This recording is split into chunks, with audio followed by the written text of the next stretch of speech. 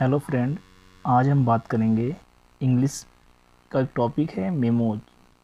Memos मैंने यहाँ पे लिख भी दिया है। मेमोज, सर्कुलर और ऑफिस ऑर्डर, ठीक है। ये तीन टॉपिक हैं और ये हमारा चैप्टर 10 का है, ठीक है ना। तो आइए पहले हम मेमोज के बारे में जानते हैं।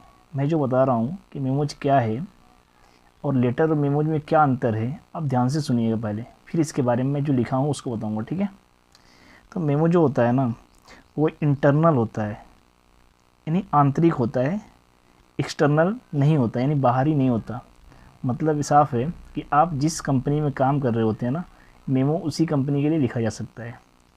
ये नहीं है कि आप हैं और आप क्या करें कि प्रधानमंत्री के लिए मेमो लिख दें या चीफ मिनिस्टर के लिए मेमो लिख दें। नहीं, ऐसी बातें नहीं है। आप अपने कंपनी के लिए मेमो लिख सकते हैं। और मेमो जो होता है हमेशा उच्च अधिकारियों द्वारा लिखा जाता है। जैसे जो बड़े अधिकारी हैं वो मेमो लिखते हैं छोटे अधिकारियों के लिए, ठीक है। जैसे मैं एग्जांपल में दे सकता हूँ कि कोई मान लेते हैं कि किसी कंपनी का कोई सीईओ है, ठीक है। तो जो सीईओ है ना, वो अब अगर अपना मेमो लिखना चाहता है तो वो लिखेगा एम्प्लॉयज़ के लिए या डायरेक्टर ऑफ मैनेजर के लिए या क्या बोलते हैं कि असिस्टेंट मैनेजर के लिए, ठीक है ना। जैसे एम्प्लॉयज़ जो होते हैं ना, वो मेमो नहीं लिख सकते हैं डायरेक्टर के लिए, ठीक है, क्योंकि हमेशा उच्च अधिकारियों द्वारा लिखा जाता है। और लेटर क्या होता है? लेटर हम किसी को भी लिख सकते हैं। हम प्रधानमंत्री को भी लिख सकते हैं, अपने किसी फ्रेंड को भी लिख सकते हैं और हम उच्च अधिकारी को भी लिख सकते हैं, ठीक है ना। तो लेटर और मेमोज में ये अंतर होता है, ओके। और मेमोज हमेशा लिखते समय हमें कुछ बातों का ध्यान रखना चाहिए, जो मैं भी आगे आपको इसी वीडियो में बताऊंगा। आप लोग देखिएगा, ठीक है ना। मेमो का मेन मकसद क्या है वो जानते हैं। मेमो हम क्यों लिखते हैं उसके बारे में जानते हैं, ठीक है।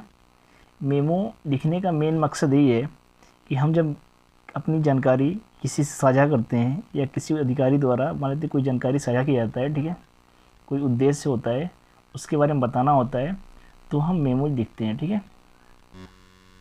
आइए जानते हैं मेमोज के बारे में। ऑफिस मेमोरेंडम भी बोलते हैं, यानी इसका पूरा नाम मेमोरेंडम है, ठीक है। इसको हिंदी में ज्ञापन बोलते हैं, ठीक है ना। आइए इसके बारे में जानते हैं। मैंने लिखा है it is also called memos. इससे या इसको मेमो भी कहते हैं, ठीक है। And is use for inter office correspondence in the office. और इसका प्रयोग कार्यालय के पत्राचार के लिए किया जाता है, ठीक है। The memos is used mainly in office for routine matter like granting of annual increments, confirmation in service. Memo का उपयोग मुख्य रूप से दैनिक कार्यों में किया जाता है, जैसे वार्षिक वेतन में वृद्धि करने या पुष्टि करने के लिए, या सेवाओं में, या सैलरी और समायोजन को छोड़ने आदि के लिए किया जाता है, ठीक है। मैंने यहाँ पर लिखा है salary and leave adjustment etc, ठीक है। Mainly memos are written by authorities for the purpose of sharing information. सबसे इंपॉर्टेंट चीज़ें हैं यहाँ पे देख लीजिएगा। Mainly memos are written by authorities, मतलब उच्च अधिकारी द्वारा, ठीक है ना। हायर यहाँ पे लिख सकते हैं हम लोग higher authorities for the purpose of sharing information, मतलब मुख्यतः मेमो यानी ज्ञापन को जानकारी साझा करने के उद्देश्य से है अधिकारियों द्वारा, यानी उच्च अधिकारियों द्वारा लिखा जाता है, okay. Reason of writing memorandum, मतलब क्या है कि मेमो या ज्ञापन लिखने का कारण या ज्ञापन क्यों लिखना पड़ता है, इसके लिए हम बताते हैं, ठीक है ना। 2-3 कारण हैं, आपको भी याद रखना है। पहला है टू रिमाइंड समथिंग इम्पोर्टेंट, यानी कुछ याद दिलाने के लिए। मान लेते कोई कुछ भूल गया है, कोई कर्मचारी कुछ भूल गया है, तो बड़े अधिकारी उसको लिखते हैं, ठीक है।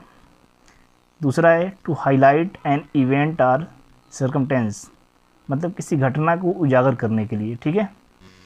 तीसरा है टू रिकाउंट एन इवेंट, यानी किसी घटना को याद दिलाने के लिए, ठीक है। रिकाउंट मीन्स याद दिलाना, ठीक है ना। चौथा है to keep the official record, यानी कार्यालय के रिकॉर्ड रखने के लिए, ठीक है। पांचवा है टू पास एन इंफॉर्मेशन, यानी किसी जानकारी को साझा करने के लिए। सबसे इंपॉर्टेंट चीज़ें हैं। मेमोज हम किसी जानकारी को